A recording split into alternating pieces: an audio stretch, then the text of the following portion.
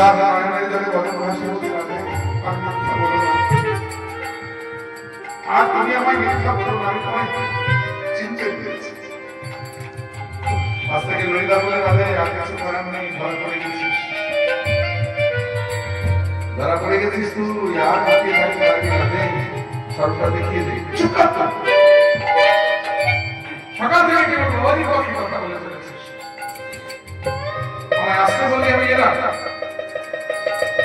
বাম কারণের তলাটা দেখাতে বললি দেখালাম, এখন বাবাকে আমার স্বরূপ দেখতে চাইছে।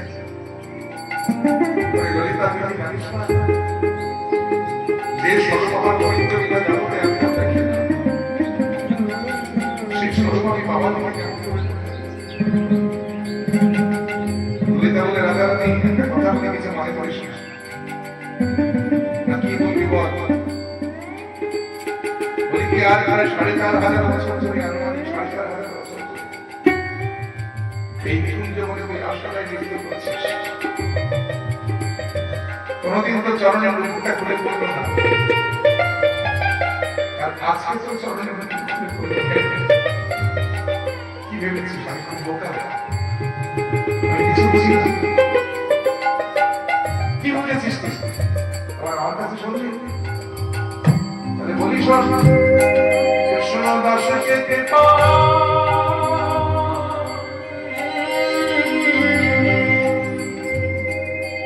করবি বলে কৃষ্ণ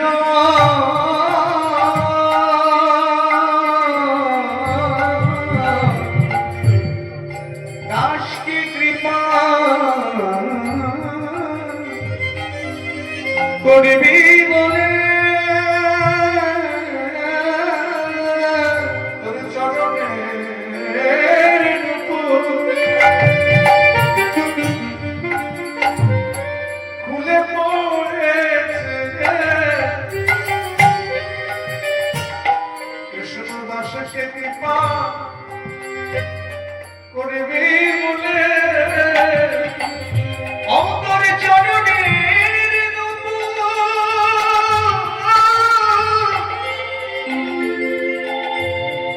রাধে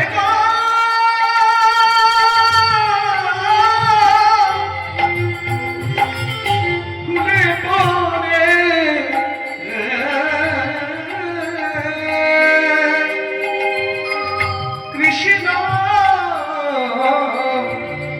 দাসকে কৃপা করবি বলে তোর চরণের নুপুর তাই খুলে পড়েছে কৃষ্ণ দাসকে কৃপা করবি বলে চরণের নুপুর খুলে পড়েছে কৃষ্ণ দাসকে কৃপা করবি বলে। ঠিকই বলেছিস রে ললিতা,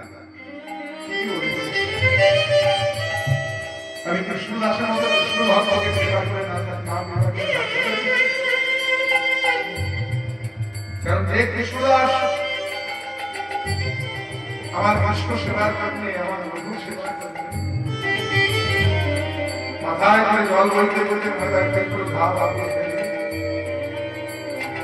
আজকে গুরুদেব জানতে পারে সেই ভয়ে কৃষ্ণ সেবায় বঞ্চিত হবে, সেই ভয়ে সে ভাব কিছু জানতে দেয় না।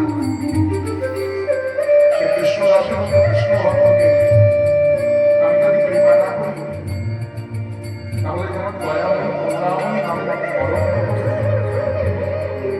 কৃষ্ণদাস